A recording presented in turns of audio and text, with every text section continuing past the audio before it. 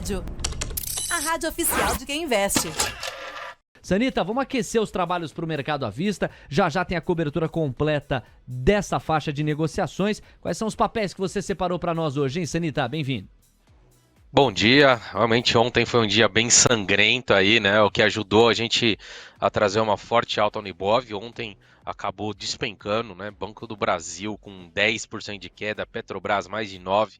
Então foi um dia aí que as estatais pesaram bastante, mas foi um cenário muito pesado para os emergentes como um todo. Mesmo assim, algumas empresas se destacaram aí no lado altista. Eu trouxe 3 aqui para vocês. Primeiro eu trouxe Copel, a ordinária, né? Geralmente a preferencial, a que tem mais volume, mas a ordinária de Copel foi o grande destaque, subindo quase 6% ontem e fazendo o seu maior fechamento histórico, né? Não bateu na máxima intradiária, mas histórica, mas fechamento, aí o maior fechamento, R$ 6,97. O maior fechamento anterior ali havia sido R$ 6,95. Então vem pelo 6º dia consecutivo de alta, chega aí nessa região de máxima histórica, é extremamente factível que a gente veja uma correção antes do papel reagir. Se continuar subindo aqui pelo 7º, 8º dia consecutivo, vai ficar muito esticado, muito eufórico, e aí a correção também vem muito forte, né? O papel já apresenta sobrecompra, inclusive quando chegou batendo a sua máxima histórica ali, está muito próximo desse nível de FR, então obviamente a tendência aqui é bonita do papel, né? Fez um belo fundo duplo, mas agora esticou. Precisamos esperar correções para avaliar a entrada e continuar nessa tendência muito bonita aí do papel. Outro destaque de alta foi Home 3, subiu ontem 5,83, o papel estava querendo mostrar uma inflexão ali, mudar a tendência, mas reagiu muito forte. Fez ainda, inclusive, um topo, né, uma máxima maior que os topos anteriores, então dá uma leitura de pivô de alta. Tem uma região chatinha aqui para o papel, na faixa dos 16,5 a 16,80, mas se vencer é um papel que pode sim buscar um patamar ali dos R$19, R$18,80, R$19. Então, muito bonito a movimentação no papel aí, vale ficar de olho, porque o papel não está esticado e pode continuar subindo nos próximos dias. Lembrando que tem balanço aí para sair no pregão de hoje, pode trazer bastante volatilidade no papel. E outro foi Suzano, o setor de celulose se destacando. Suzano subiu ontem 3,48, vem numa bela pernada de alta, né? Depois de alcançar mínima no ano, papel que chegou a bater R$41,90, da mínima máxima já sobe 24,30%. Chegou ali na média de 200, essa região que inclusive foi topo no mês de agosto, e aqui é uma região chata. Então correções leves, lateralização, depois o papel rompendo, aí sim apresenta uma boa simetria para buscar o próximo topo relevante, que foi o topo lá de junho, na faixa dos R$ 54,70. Agora, os destaques de baixa foram as estatais, né? A gente viu ali Banco do Brasil caindo mais de 10%, fechando na mínima do dia. Volume bem acima da média e pode ter estragado, né, a tendência que estava se desenhando bonita aí para um pivô e buscar um alvo desse pivô lá na faixa dos 49,80, acabou devolvendo muito forte ontem, né, basicamente 4 dias em um único candle. Vem testar essa região intermediária de suporte nos 40,20, que é exatamente onde está a média de 21 períodos. Se perder aí, pode tranquilamente voltar para a região dos 38 a 37,70, tá? Não significa que vai estabelecer uma tendência de baixa a partir daqui, mas pode ser que fique um pouco mais travado até uma definição aí do segundo turno, onde aí sim, dependendo do candidato que ganhar, dado que é um papel que tem um componente eleitoral muito forte e os dois candidatos têm propostas completamente diferentes em relação a estatais, é um papel sim que pode se movimentar fortemente, tanto para baixo quanto para cima a partir da semana que vem.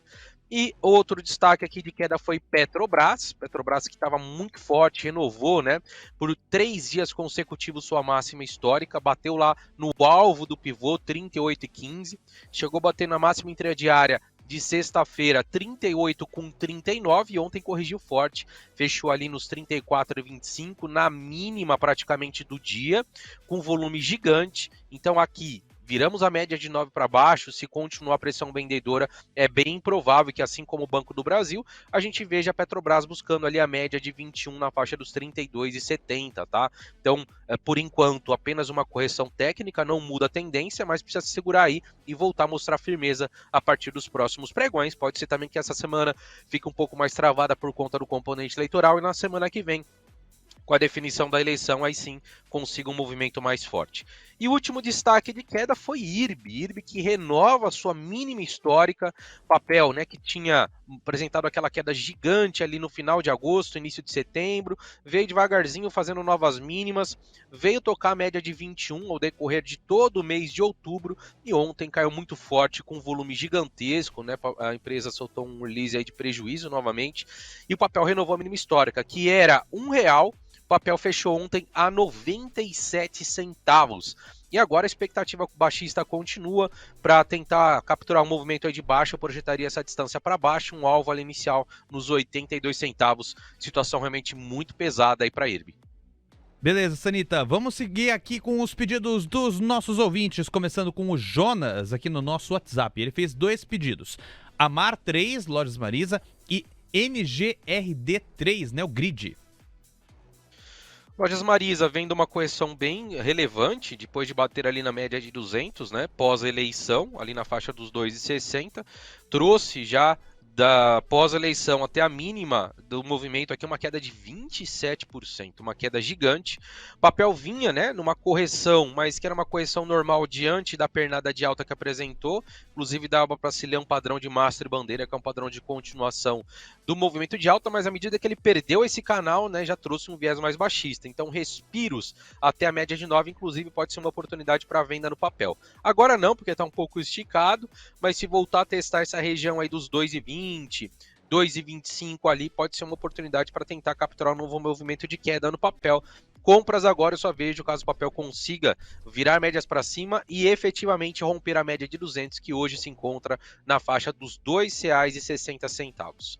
E Neogrid, NGRD3, vem aí de uma tendência de baixa também. Ontem fechou com uma queda de 1,24, depois do pré-eleição mostrar muita força e no pós-eleição também trazer um movimento de recuperação de toda essa queda, né? Inclusive chegou a quebrar esse canal aí de baixa.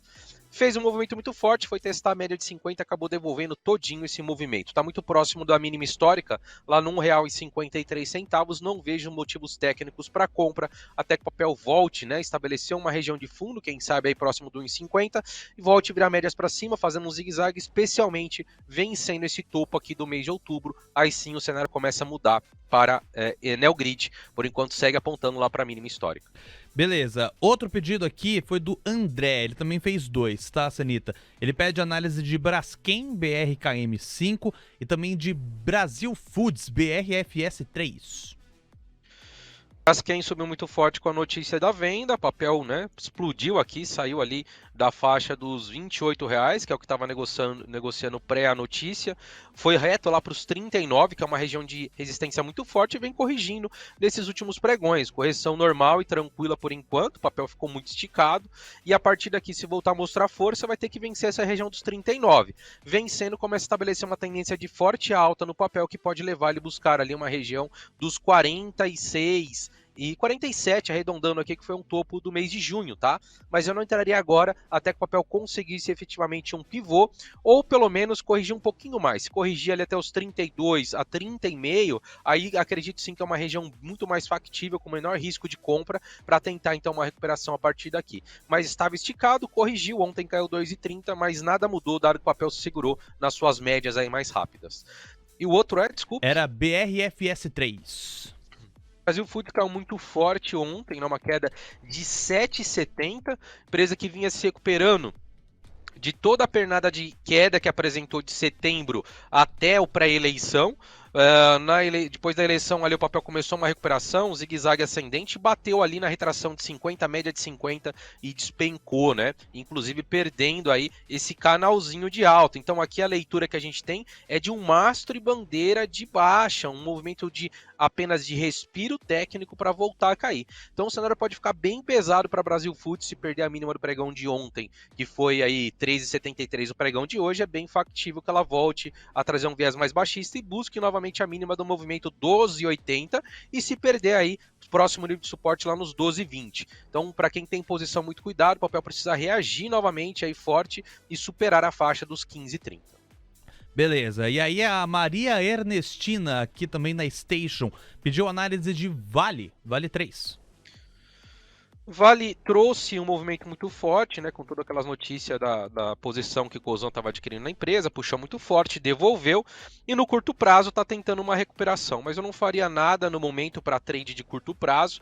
Eu acredito que é bem provável que o papel fique dentro desse triângulo aí simétrico, diminuindo a volatilidade, e quando romper aí para cima pode dar uma compra mais assertiva, e se perder a média de 50 pode dar uma venda, inclusive. O cenário para a China segue muito pesado, o minério está fazendo mínima no ano, então no curto prazo não tem nenhum trigger que possa ajudar o papel. A única coisa é que o papel tem balanço a ser divulgado aí na quinta-feira à noite, então sim, na quinta-feira especialmente, na sexta-feira ali pode ser uma volatilidade maior, e dependendo do que se no balanço, talvez os players se empolguem em comprar Vale, mas no curto prazo não faria nada até que rompesse esse triângulo. Veja que ela está presa entre a média de 50 e a média vermelhinha aqui como suporte, e a média de 200 como resistência. Precisa de um movimento que rompa uma dessas extremidades para trazer um movimento mais direcional.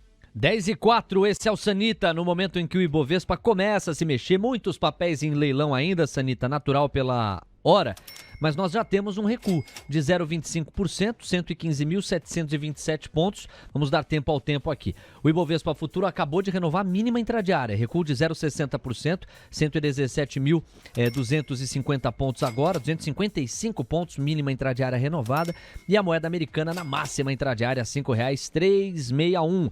A doleta já está em R$ 5,36. A curva de juros basicamente neutra, nós temos a maioria dos contratos, inclusive pede menos prêmio, enxuga. É um recuo de 1 ponto base e meio. Sanita, no chat do YouTube, o Robson Kinderman fala de MRV. MRV pesada, né? Muito pesada.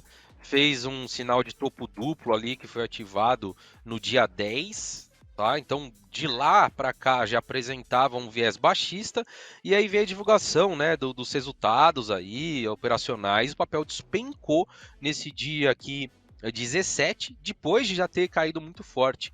Caiu mais de 11%. Aí fez um respirinho ali até a média e pancada na venda. Inclusive ativou um setup de venda aqui, que a gente conhece muito bem, 9,3 de venda. O papel segue apontando para baixo, suporte mais forte no papel agora, só na faixa ali dos 8,5 a 8,16 aqui, que foi a mínima do movimento. Então muito pesado o papel, apesar de estar um pouco esticado, nada indica que vai recuperar a partir daqui. Vejo compras apenas se o papel voltar, aí virar médias para cima, começar um zigue-zague ascendente e voltar a negociar acima da média de 200. Está mais factível continuar a queda e buscar essa região de alvo 2 do topo duplo lá na faixa dos 8,50, 8,40, do que voltar a trazer um viés altista de curto prazo. Então pesou bastante o papel, ficaria de fora até que mostrasse realmente um fundo, virasse médias para cima.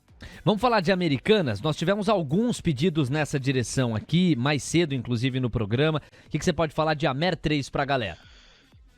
Varejo como um todo despencou, né? Não só Americanas, como Magalu e Via também corrigiram forte. Talvez aí uma leitura de rotation que apareceu, aí depois saiu aquele relatório do BTG, falando de vendas mais fracas, etc. Mas deram uma exagerada em Americanas, né? Veio buscar essa região de suporte ali dos 14,20.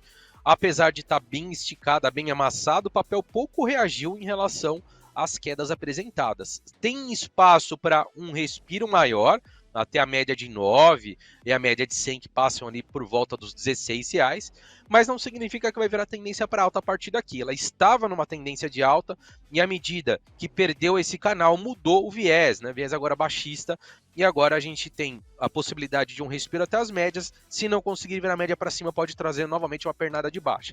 Suporte importante aí nos 14,20, se perder aí só na região dos 12,60, 12,09, que foi a mínima do ano. Então, ter um pouquinho mais de paciência. Você está olhando no horizonte mais longo, final do ano, início do ano que vem, acho que faz sentido começar a fazer aportes aí para carrego, não para curto prazo, dado que o cenário segue muito baixista, pancada, tem a possibilidade de um respiro, mas pode ser um respiro só para voltar a cair. Você pode acompanhar o Sanita e todos os nossos contribuidores lá no aplicativo do TC ou em tc.com.br.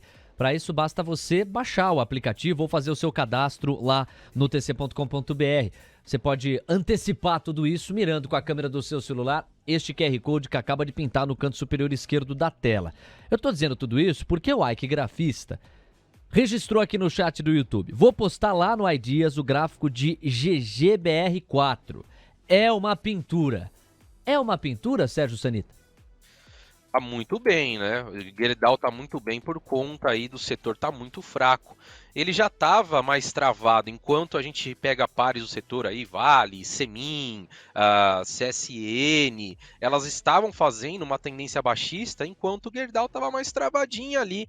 E agora, depois que rompeu essa estrutura, sim, começou a apresentar um viés de alta bem relevante, até por conta do contexto, e vejo sim possibilidade, né, dessa projeção para cima aqui do papel buscar. Ele é região dos 28,5, tem região ali de resistência um pouco mais acima, né, 29, 30 seria regiões bem relevantes de resistência para o papel, mas tudo indica que o papel vai começar a apontar para lá. Então, no cenário que a gente vê Vale caindo, CSN caindo, Semin caindo, Ziminas caindo, Gerdau sim está se saindo muito bem. Mas não é um papel que está mostrando muita volatilidade, não é um papel que você vai entrar e espera ganhar 15, 20, 30%. Não, o papel está menos volátil agora nesse período, o volume caiu bastante nas últimas semanas, mas a tendência de alta sim prevalece num cenário que seus principais pares estão numa tendência de baixa.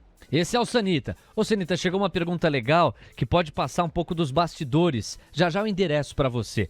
Só que antes, tem destaque urgente no painel Mover Pro. Vamos à informação, é mais pesquisa para a galera que nos acompanha. Atenção, a informação é essa aqui.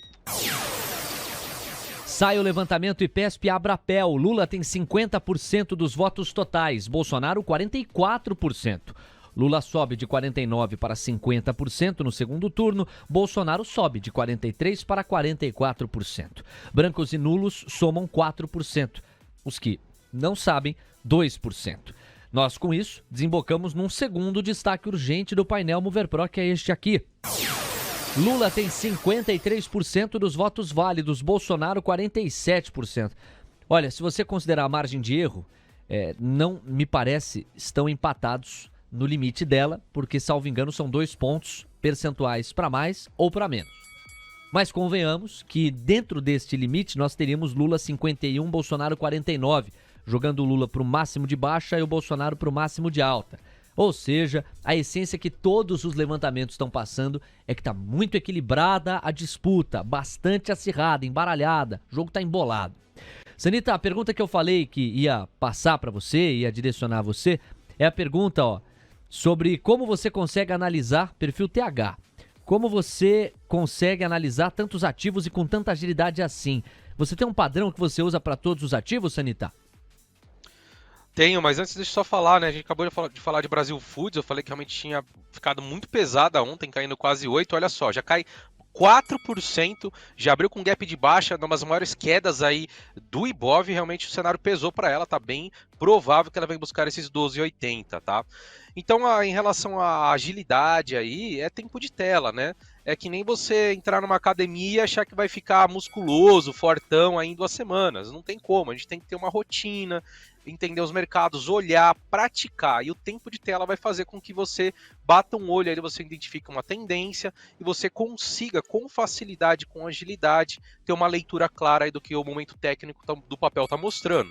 E aí, obviamente, que não tem certo e errado, tem pessoas, analistas que preferem alguns outros indicadores do que eu uso, não tem certo e errado, mas eu gosto muito de médias, gosto aí de usar o IFR, OBV, MACD, estocástico para verificar divergências, não opero em função dos indicadores, mas para a gente verificar divergências. Então, por isso que tem muita coisa aqui na minha tela. Mas tem gente que gosta de operar o que a gente chama de naked candles, né? O cara simplesmente coloca ali os candles e olha o price action. Então vai muito do gosto, mas uma coisa eu posso afirmar para vocês, não adianta fazer o curso do Sanita, fazer o curso de qualquer outra pessoa do mercado financeiro e achar que vai saber tudo. Tem que ter tempo de tela, é por isso que é tão importante você estar ligado aí 24/7 no TC, acompanhando a TC Rádio. É isso aí, Sanita, 10:12. Vamos para os chorinhos? Últimos papéis para a gente fazer o mergulho completo. O Ibovespa vai encorpando o viés de baixa, recua 0,44%, são 115.500 pontos. Já já o mergulho profundo. Diego Kerber.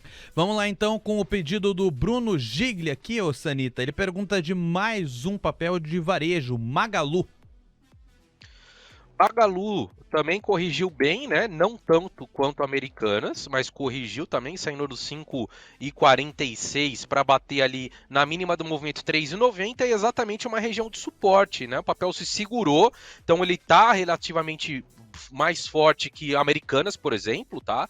Não estabeleceu um viés de baixa, dado que segurou nessa região de suporte. Agora, a partir daqui, ele precisa virar novamente médias para cima e iniciar um zigue-zague ascendente. Pode ser que ele faça apenas um respiro e volte a cair. E nesse contexto, no curto prazo, ele vai começar um viés mais baixista, tendo ali uma região de suporte forte entre 3,70 e 3,5. Mas se segura muito bem na região de suporte e qualquer melhora do mercado aí é possível que essas varejistas comecem novamente a trazer um viés de alta. Magalu está segurando muito bem nesse suporte aí dos 3,90. Se perder, vai apontar para os 3,70 a 3,5. Boa, e olha, da minha parte aqui, pra gente se despedir, o Alexandro Ramos tá de olho na nossa cobertura, admira muito aqui o nosso trabalho. Ele fala de CPLE 6, você já trouxe CPLE 3, digamos que a pegada deve ser bem parecida. Vou aproveitar e passar ainda aqui no chat do YouTube pro Alibaba 40 Bares. Esse aí sabe das coisas. Tava de olho em Home 3, você também já contemplou. O que me leva pro Davi Ximenes, que fala de BBAS3, ou seja, Banco do Brasil, estava entre os teus destaques de baixa. Por fim, vamos falar então da Unity de Klabin, KLBN11. A gente chegou, salvo engano, a contemplar um pouquinho da dinâmica ontem. Suzano também. O que você pode falar de Klabin para hoje? Tá, só rapidinho sobre Copel, por isso que eu trouxe até a ordinária, ela mostrou mais força, ela já bateu na região de máxima histórica e a preferencial ainda tem espaço. Então qualquer correção aqui em Copel 6, fazendo pivô, abre sim espaço para buscar a região do 7,77. Legal. Em relação a Klabin 11, o papel segue com uma dinâmica muito parecida de Suzano, né? As duas vêm andando juntas, a diferença é que Suzano já bateu na média de 200, Klabin ainda não. Então tá tentando buscar ali logo acima, na região dos 21,60, tá hoje 21,23, mas a dinâmica tá muito parecida, eram papéis que vinham em longa tendência baixista e agora estão quebrando esse canalzão de baixa e a partir daqui tem bastante espaço para desenvolver seu movimento. No caso de Klabin, rompendo aí essa média de 200 nos 21,60, aponta para uma região de topo relevante lá nos R$23. Bom, para fechar aqui, ó, o Homem do Norte está entre nós e ele pede Cash 3. Cash bem pesada, né? Apresentou aí queda forte nas últimas semanas, chegando muito próximo da mínima histórica, que é R$1,01. Hoje vai subindo bem, inclusive 3,74, mas não significa que a partir daqui achou fundo e realmente vai virar tendência. Precisa virar médias para cima, começar um zigue-zague ascendente e vai ter uma região de fortíssima resistência ali no R$1,38, R$1,40. Então, se você está olhando para carrego, acredita que a empresa vai se recuperar no médio a longo prazo, acho que faz total sentido aportes nesses níveis de preço, mas no curto prazo a tendência de baixa permanece, o papel segue fazendo topos e fundos mais baixos, e se perder essa região de R$1,01, aí não tem memória de preço, aí o papel pode buscar novas mínimas aí bem mais profundas do que o preço que está atualmente. Então muito cautela se você estiver olhando no curto prazo, tá? Porque o papel segue em tendência baixista. Valeu, Sanita, campeão, tamo junto, amanhã a gente volta a conversar. Até lá! Valeu, até mais. TC Rádio, a rádio oficial de quem investe.